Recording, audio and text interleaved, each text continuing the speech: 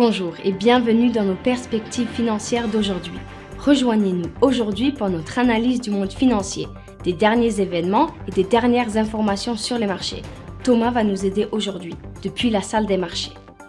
Tether a déclaré 3,2 milliards de dollars de réserves excédentaires soutenant la valeur de ses stablecoins, y compris USDT, selon son attestation du troisième trimestre.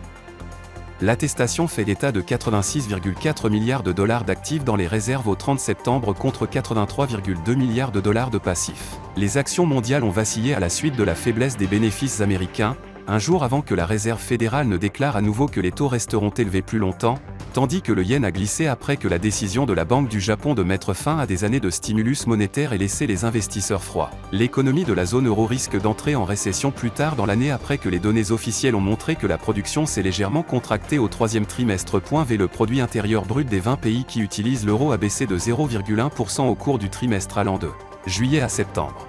Les actions Amazon ont connu une légère correction à la hausse lors de la dernière session, gagnant 0,2%.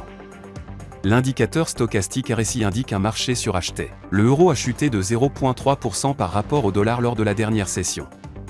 L'indicateur Williams donne un signal haussier, ce qui correspond à notre analyse technique globale. Le cours de livre sterling-dollar est resté largement inchangé lors de la dernière session.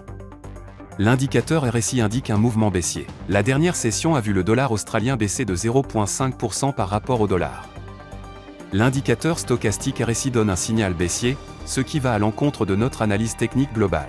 La décision de la Fed sur les taux d'intérêt des États-Unis sera publiée à 18h GMT, le PMI manufacturier de l'ISM des États-Unis à 14h GMT, le PMI manufacturier de Markit des Pays-Bas à 6h GMT. L'investissement en obligations étrangères du Japon sera publié à 23h50 GMT, l'évolution ADP de l'emploi des États-Unis à 12h15 GMT, l'investissement étranger dans les actions japonaises du Japon à 23h50 GMT. Nous espérons que vous avez apprécié nos perspectives du marché d'aujourd'hui.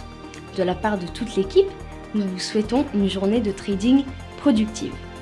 N'oubliez pas de nous rejoindre la prochaine fois pour toutes nos analyses des derniers événements et nouvelles sur les marchés financiers.